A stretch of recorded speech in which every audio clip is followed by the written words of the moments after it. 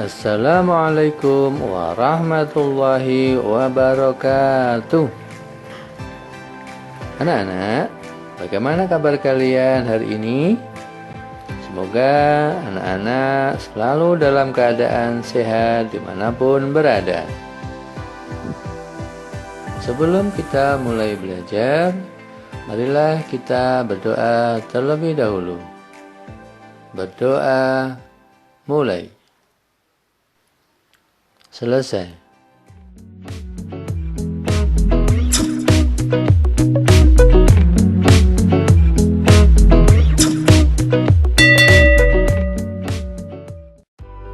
Anak-anak, kali ini kita akan belajar tema 9, Kayanya Negeriku, subtema 3, pelestarian kekayaan sumber daya alam di Indonesia, pembelajaran 2.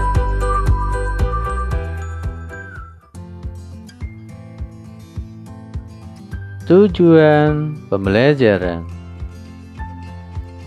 Tujuan pembelajaran kali ini adalah 1.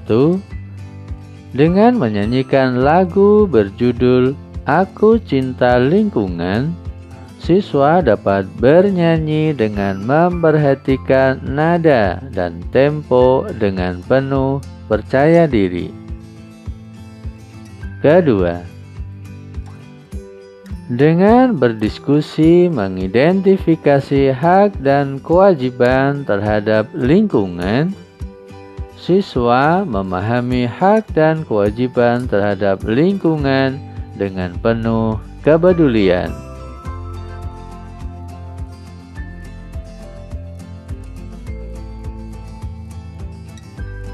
Wah, bangsa Indonesia benar-benar kaya ya.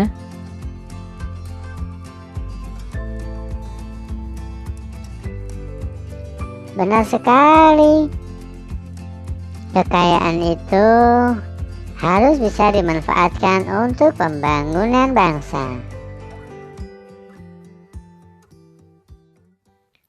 Lalu, bagaimanakah caranya?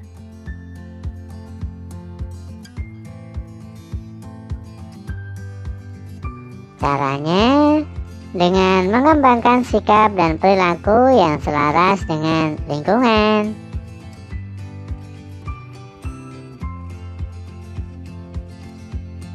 Salah satu sumber daya alam yang juga menjadi sumber energi yang banyak tersedia di sekitar kita adalah air. Air menjadi sumber daya alam yang memiliki banyak manfaat bagi kehidupan manusia dan makhluk lainnya. Ketersediaan air bersih menjadi sangat penting untuk menunjang berbagai kegiatan manusia dalam kehidupan sehari-hari.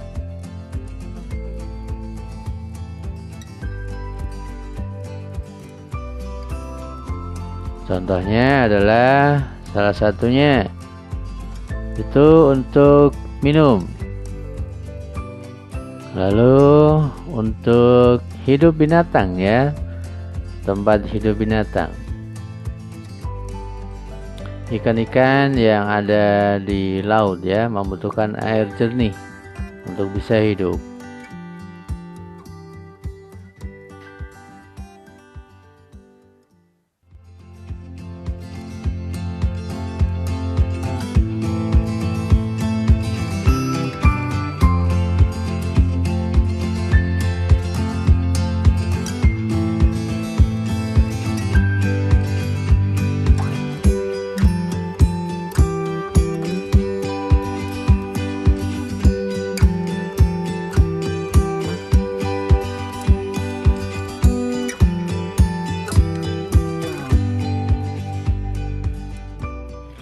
Dan itu juga bisa digunakan untuk ternak ikan lele dan ikan yang lain ya, ikan air tawar. Nah, seperti dalam video itu adalah kolam ikan. tapi kolamnya agak kotor ya, maka harus dibersihkan.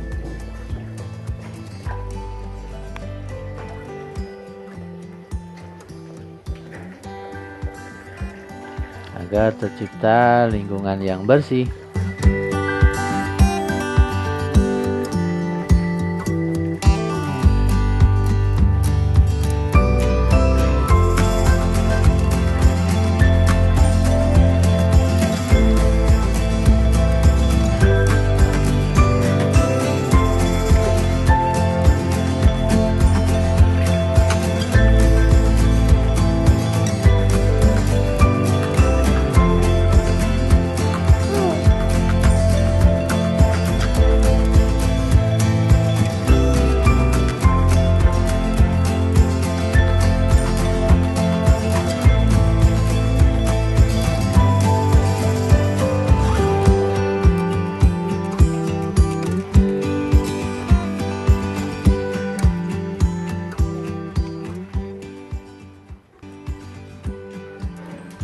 Selanjutnya juga bisa digunakan untuk menyiram tanaman.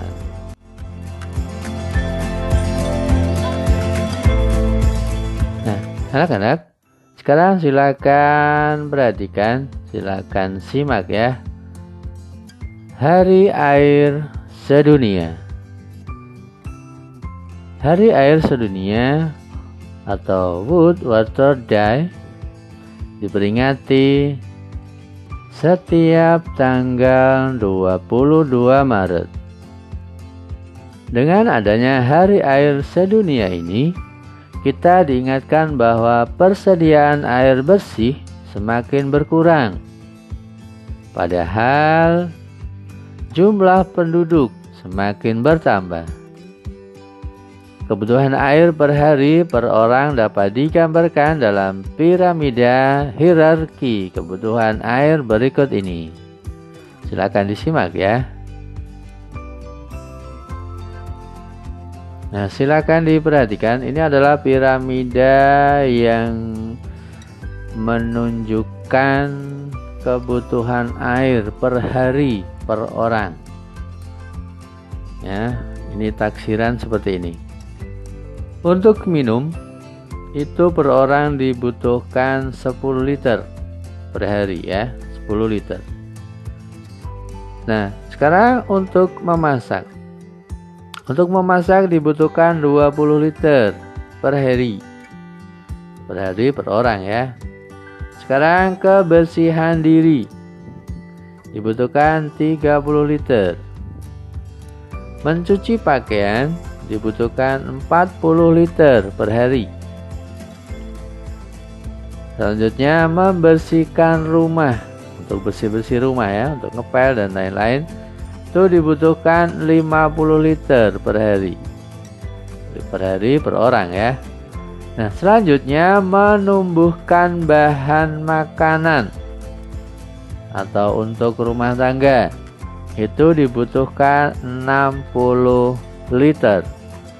60 liter air ya. Nah, selanjutnya untuk sanitasi.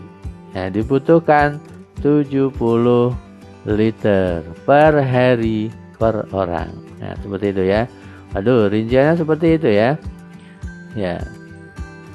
Ini adalah perkiraan ya, perkiraan.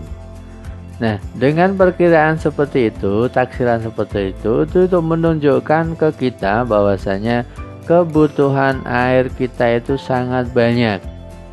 Nah, kalau kebutuhan air kita sangat banyak, maka kita juga harus berhati-hati.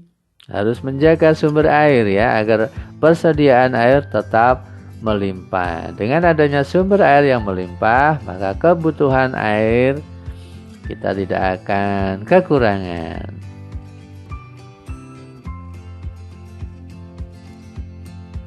Anak-anak, persediaan air bersih semakin berkurang karena cadangan air tanah berkurang. Cadangan air tanah berkurang karena air hujan tidak masuk ke dalam tanah. Sebaliknya, air hujan langsung mengalir ke parit, selokan, lalu ke sungai dan terus ke laut.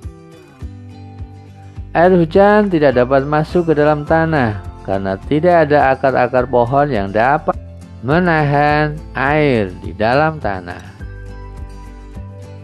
Banyak pohon di hutan ditebangi. Lahan-lahan hijau berubah menjadi perumahan, perkantoran, dan kawasan industri.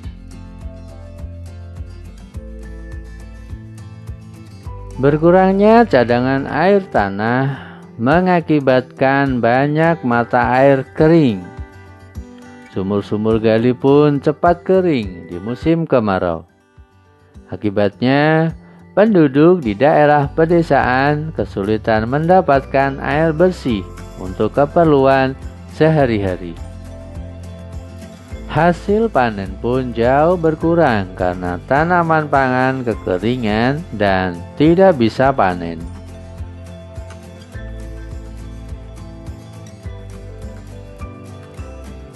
Ada beberapa tindakan yang dapat kita lakukan untuk ikut membantu mengurangi krisis air bersih. Tindakan-tindakan yang dimaksud adalah sebagai berikut. 1. Menghemat penggunaan air. 2. Membuat lubang resapan. Lubang resapan berguna untuk menampung air hujan supaya terserap ke dalam tanah. 3. Menanam pohon supaya akar-akar pohon dapat menahan air di dalam tanah.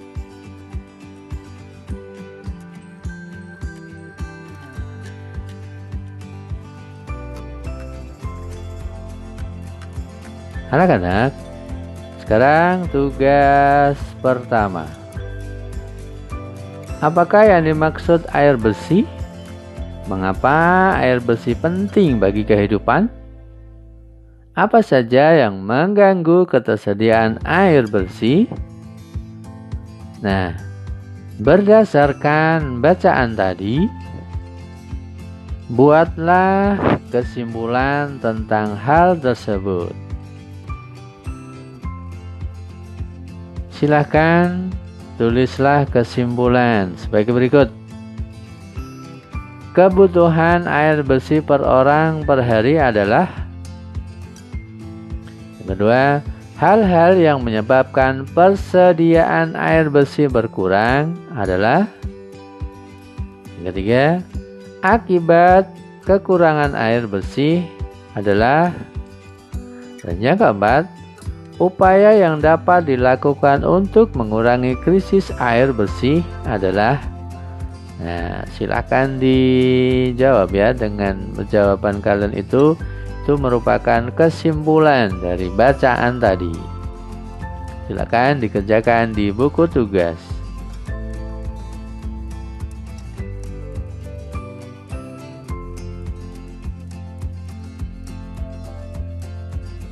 Anak-anak, manfaat air merupakan hak setiap warga masyarakat. Namun, melestarikan ketersediaan air bersih juga menjadi kewajiban setiap warga masyarakat. Sekarang, identifikasilah hak dan kewajiban setiap warga masyarakat terhadap air bersih yang merupakan salah satu sumber daya alam.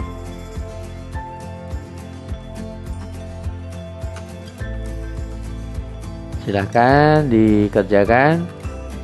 Tugas 2. Kewajiban terhadap ketersediaan air. Contohnya yang pertama, contoh ini ya. Mematikan keran air saat tidak dipakai. Ini contoh. Nah, yang nomor 2 dan nomor 3 silakan dikerjakan, dilanjutkan ya. Nah, sekarang hak. Kalau tadi kewajiban, sekarang hak. Hak terhadap ketersediaan air bersih. Contohnya, terpenuhinya kebutuhan air bersih untuk kebutuhan sehari-hari. Nah, itu contohnya ya. Nah, sekarang nomor 2 dan nomor 3 silakan dikerjakan.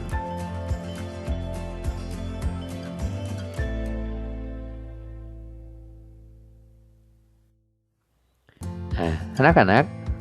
Sekarang ayo kita menyanyi.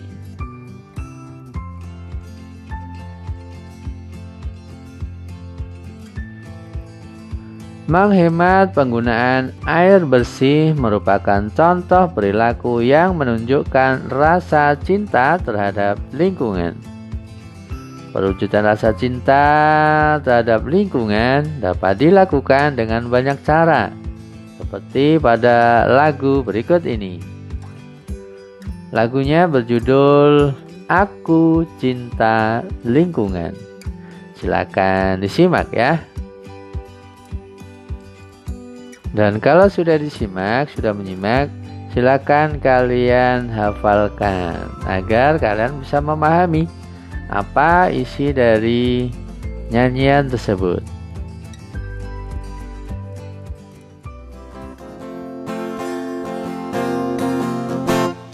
Aku cinta lingkunganku, ku jaga dan ku sayangi. Bersama ayah ibuku membersihkan halamanku. Bersama ayah ibuku membersihkan halamanku. Bersihkan lingkunganku, bersihkan dari sampah. Kata ayah dan ibuku, anak yang pandai cinta lingkungan. Aku cinta taman bunga, ku rawat dan ku sayangi. Bersama ayah ibuku menyirami taman bunga. Bersama ayah ibuku menyirami taman bunga. Aku cinta lingkunganku, ku jaga dan ku sayangi. Bersama ayah ibuku membersihkan halamanku. Bersama ayah ibuku membersihkan halamanku. Bersihkan lingkunganku, bersihkan dari sampah. Kata ayah dan ibuku, anak yang pandai cinta lingkungan. Aku cinta taman bunga, ku rawat dan ku sayangi. Bersama ayah ibuku menyirami taman bunga. Bersama ayah ibuku menyirami taman bunga.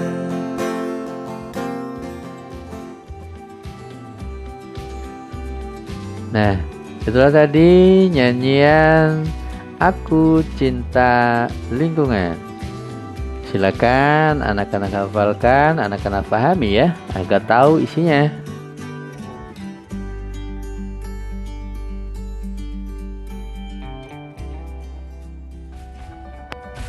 Petikan materi.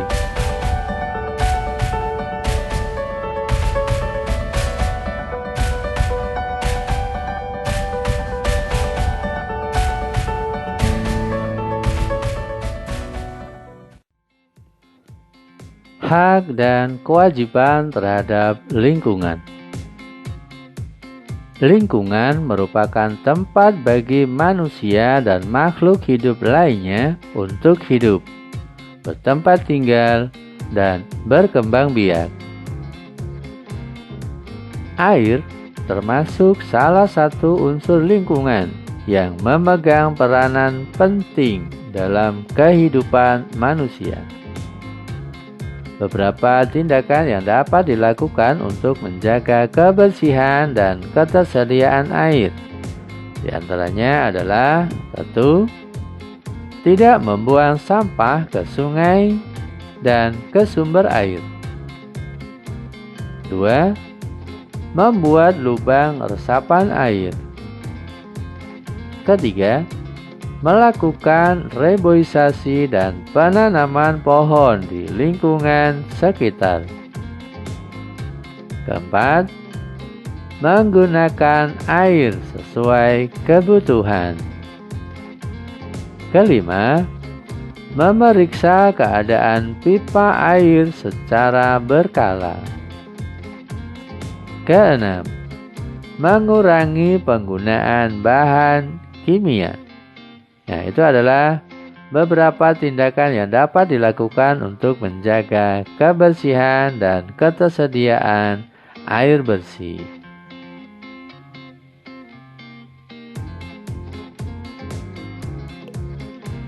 Hal-hal yang perlu diperhatikan saat bernyanyi.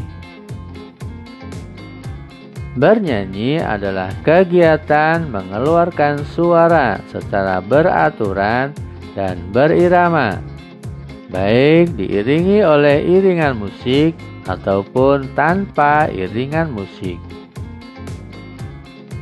Agar dapat bernyanyi dengan baik, kita perlu mengetahui hal-hal penting dalam bernyanyi. Di antaranya adalah memiliki pengetahuan tentang nada. Yang kedua, memahami tempo atau ketukan lagu. Ketiga, pendengaran yang baik. Keempat, memahami pitch yang tepat.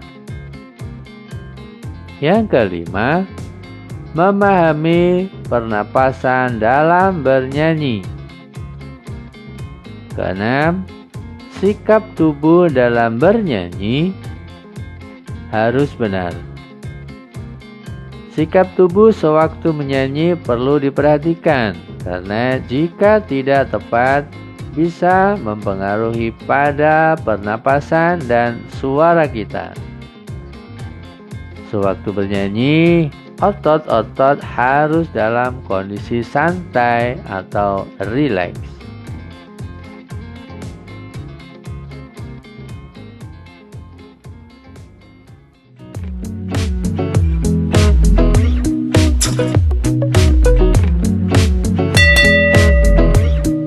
Anak-anak, itulah materi yang kita pelajari hari ini. Semangat belajar ya. Semoga sehat selalu. Sampai jumpa. Wassalamualaikum warahmatullahi wabarakatuh.